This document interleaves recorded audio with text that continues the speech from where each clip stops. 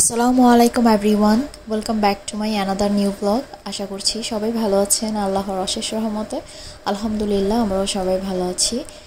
সকালবেলা নাস্তা দিয়ে ব্লগটা শুরু করলাম। এখানে আলু ভাজি করে নিচ্ছিলাম, সাথে বরবটি দিয়ে।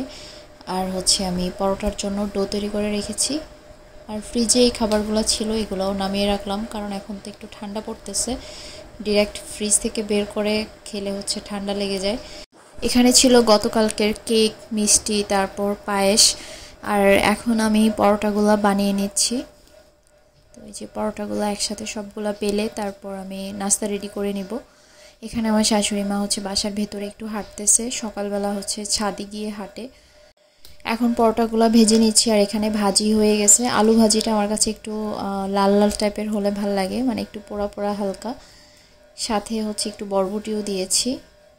এই তো পরোটাগুলো ভেজে নিচ্ছিলাম। অনেক দিন পর আজকে পরোটা বানিয়েছি।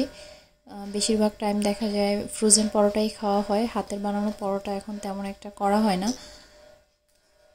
তারপর এখন আরিশের বাবাকে, আমার শাশুড়ি মাকে নাস্তা দিলাম। আমিও খেয়ে নিয়েছি। নাস্তা খেয়ে এখন কাটাকাটিতে বসলাম। আজকে আপাকে দিয়ে আর কাটাকাটি করাই নাই, উনি অন্য কাজ করে তারপর চলে গেছে। তো এখানে আমি এই যে কাটতে বসলাম। আমার গাছের সর্বশেষ পুঁইশাক পেরে নিয়ে আসলাম। এগুলাই ছিল, এগুলো আর বাড়তে ছিল না। আর এই বেগুনটাকে আমাদের এদিকে বলে কাটা বেগুন। তো আরিশার বাবা এই বেগুনটা নিয়ে আসছিল। এটা শুটকি দিয়ে রান্না করলেই বেশি ভালো লাগে। আর শুটকির সাথে আমি একটু পুঁইশাক দিব। আজকে একটু শুটকি রান্না করব। তারপর লাউ কেটে নিলাম। সবজি কাটাকাটি শেষ করে এখন আমি শুটকি কাটতে বসলাম। তো আমি লইট্টা মাছ যে নিয়ে আসছিলাম কক্সবাজার থেকে, আমি এই কটাই রেখেছি, বেশি রাখি নাই, অল্প কিছু রেখেছি। তো এখান থেকে অর্ধেকেরও বেশি পরিমাণ নিয়ে নিয়েছি। আজকে রান্না করব লইট্টা শুটকি দিয়ে, বেগুন, আলু, পুঁইশাক দিয়ে একটা শুটকির তরকারি রান্না করব, সাথে বুটের ডাল দিয়ে।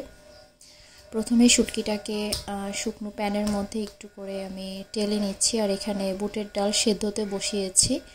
এটা শুধু লবণ দিয়ে বসিয়েছি, পরে এখানে আমি মশলা অ্যাড করব।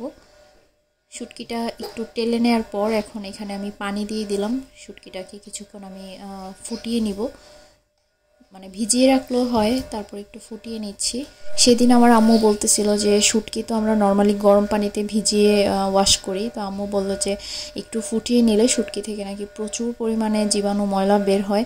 এই কথা শোনার পর থেকে এখন তো মনে হয় না আমি আর শুধুমাত্র গরম পানি দিয়ে শুটকি ভিজিয়ে শুটকি খাবো, এখন থেকে আমিও ফুটিয়ে খাবো। তো আজকে এই শুটকিটাও একটু হালকা ফুটিয়ে নেওয়ার পর দেখলাম যে এটা থেকেও ময়লা টলা পানি বের হয়েছে। তো যাই হোক, তারপর নামিয়ে রেখেছিলাম। নামিয়ে ভালো করে শুটকিটাকে আমি ওয়াশ করে নিয়েছি। আর রান্না করব এখানে সাগরের বাটা মাছ দিয়ে, লাউ দিয়ে রান্না করব। চিংড়ি মাছ দিয়ে রান্না করতাম, আমার শাশুড়ি মায়ের একটু অ্যালার্জির প্রবলেম আছে, চিংড়িটা খেলে সমস্যা হয়। তো সেজন্য আর চিংড়ি দিয়ে রান্না করতেছি না, বাটা মাছটা দিয়ে রান্না করব। আর এখানে বুটের ডালটা সেদ্ধ হয়ে যাওয়ার পর এখানে আমি আলু দিয়ে দিয়েছি, কারণ আলুটা সেদ্ধ হতে একটু টাইম লাগবে, বেগুনটা তো তাড়াতাড়ি হয়ে যায়। তারপর এখানে আমি মশলা দিয়ে দিয়েছি, রসুন বাটা আর গুঁড়া মশলা যা যা লাগবে। এখন দিয়ে দিচ্ছি পরিষ্কার করে রাখা শুটকিগুলা। এখন এগুলাকে আমি কিছুক্ষণ রান্না করব। আলুটা মোটামুটি সেদ্ধ হয়ে আসলে তারপর এখানে আমি বেগুনগুলা দিয়ে দিব। এই বেগুনের শুটকি আমি প্রথমবার রান্না করতেছি। এই বেগুন এর আগে আনে নাই, কিন্তু এই বেগুন আমার অনেকবার খাওয়া হয়েছে। আমাদের বাড়িতে এই বেগুনটা খুব খাওয়া হয়, আমার আব্বু পছন্দ করে শুটকি দিয়ে রান্না করলে। তো আমি এটা আজকে প্রথমবারই রান্না করতেছি বলতে গেলে, মানে এই বেগুনটা আর কি। এই যে এখন বেগুনগুলা দিয়ে ভালো করে মিক্স করে নিচ্ছি। চিটাগংয়ে আরেকটা বেগুন পাওয়া যায়, একদম ছোট্ট ছোট্ট মার্বেল সাইজের, ওইটা দিয়ে মেবি ভর্তা করা হয়। মানে আমার হাজব্যান্ড বললো আর কি, বাজারে নাকি ওই বেগুনটাও পাওয়া যায়। তো আমাকে জিজ্ঞেস করছিল যে আনবে কিনা।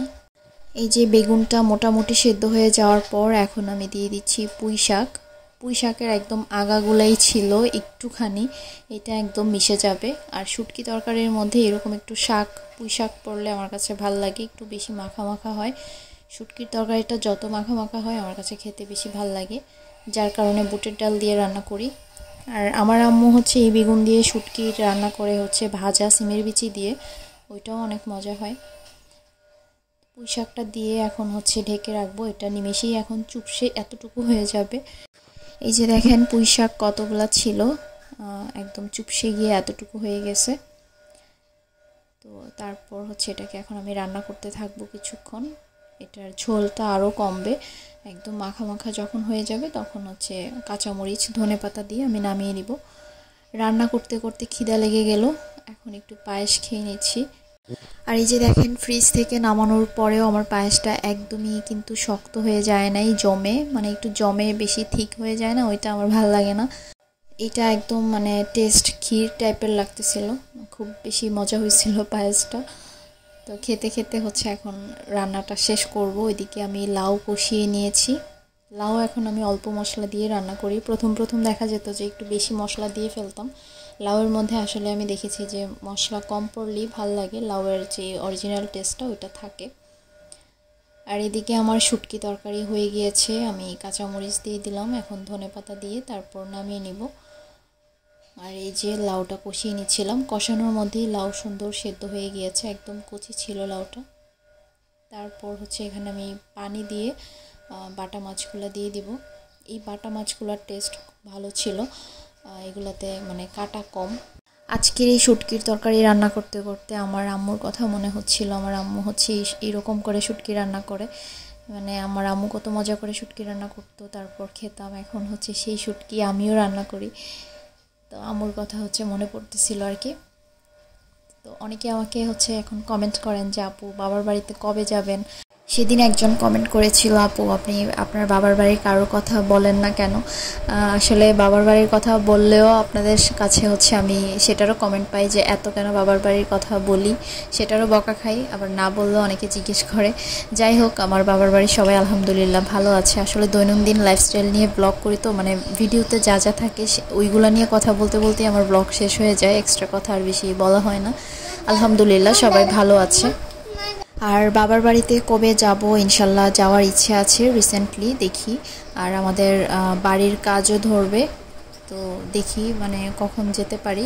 উইন্টারে যাওয়ারই বেশি ইচ্ছে। ওইদিকে আরিশ তো পাগল হয়ে আছে নানুর বাড়িতে যাওয়ার জন্য, প্রতিদিন কয়েকবার করে বলবে মা নানুর বাড়ি যাব, সবাইকে মিস করে নাকি সে।